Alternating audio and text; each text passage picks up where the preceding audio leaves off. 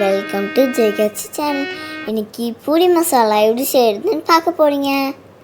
இந்த மசாலாவுக்கு முக்கியமான இன்க்ரீடியன்ட் பார்த்திங்கன்னா மரவள்ளிக்கிழங்கு தான் எடுத்திருக்கோம்.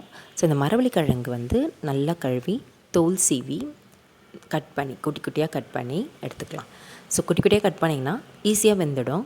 இது பார்த்திங்கன்னா இந்த இந்த கட் பண்ணதை ஒரு குக்கரில் போட்டு நல்லா மூழ்கிற வரைக்கும் தண்ணி ஊற்றிக்கோங்க. நல்லா மூழ்கிற வரைக்கும் தண்ணி ஊற்றினா தான் அந்த மசாலா அந்த அந்த திக்காக இல்லாமல் கொஞ்சம் தண்ணி மாதிரி மசாலா கிடைக்கும். ஸோ இது ஊற்றுனதுக்கப்புறமா ஒரு ஸ்பூன் மஞ்சத்தூள் போட்டுக்கலாம்.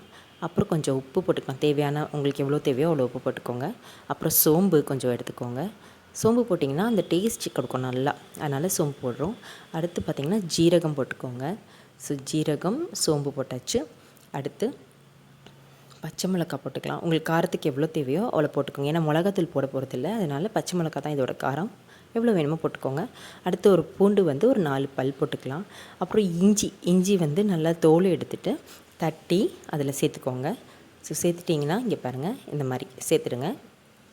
அதுக்கப்புறமா நீங்கள் குக்கரில் நல்லா தண்ணி பத்தலை அப்படின்னா இன்னும் கொஞ்சம் கூட தண்ணி ஆட் பண்ணி நல்லா மூடி வச்சு ஒரு 5 இல்லை 6 விசில் விட்டுடுங்க. நல்லா அது குழன்னு ஆகிடும். ஸோ செம்ம டேஸ்ட்டாக இருக்கும். அந்த கேப்பில் நம்ம பூரி செஞ்சிடலாம். பாருங்கள், இது வந்து மல்டிக்ரெயின் ஆட்டா பண்ணல, அந்த இதில் பூரி இது நல்லா பஃபியாக வருது பாருங்கள்.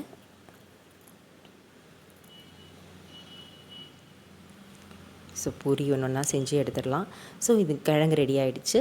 கிழங்கு பார்த்திங்கன்னா இங்கே பாருங்கள் எப்படி ரெடியாக இருக்குது. இந்த கிழங்கு மட்டும் டேஸ்ட் பண்ணிங்கன்னா அதுக்கப்புறம் நீங்கள் உருளைக்கிழங்கே யூஸ் பண்ணவே மாட்டீங்க, இதிலே செய்யலாம் அப்படின்னு நினைப்பீங்க.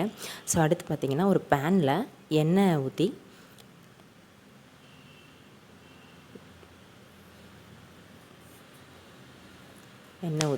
உடனே கடுகு போட்ட உடனே கருவேப்பிலை கொஞ்சம் எடுத்து கொஞ்சம் நிறையாவே போட்டுக்கோங்க, நல்ல வாசனையாக இருக்கும்.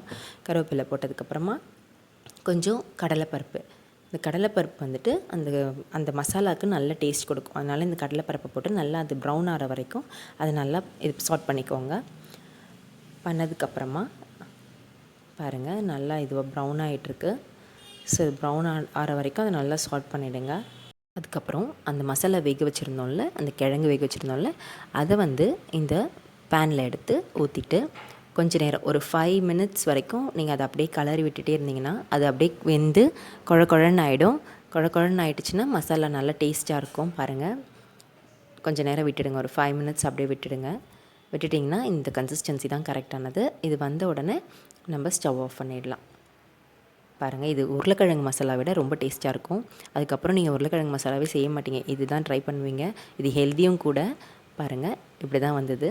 ஸோ அதை நம்ம பூரிக்கு வச்சு சர்வ் பண்ணால் ரொம்ப ரொம்ப டேஸ்ட்டாக இருக்கும். கண்டிப்பாக உங்களுக்கு பிடிக்கும். பிடிச்சிருந்தா லைக் பண்ணுங்கள், ஷேர் பண்ணுங்கள், சப்ஸ்கிரைப் பண்ணுங்கள்.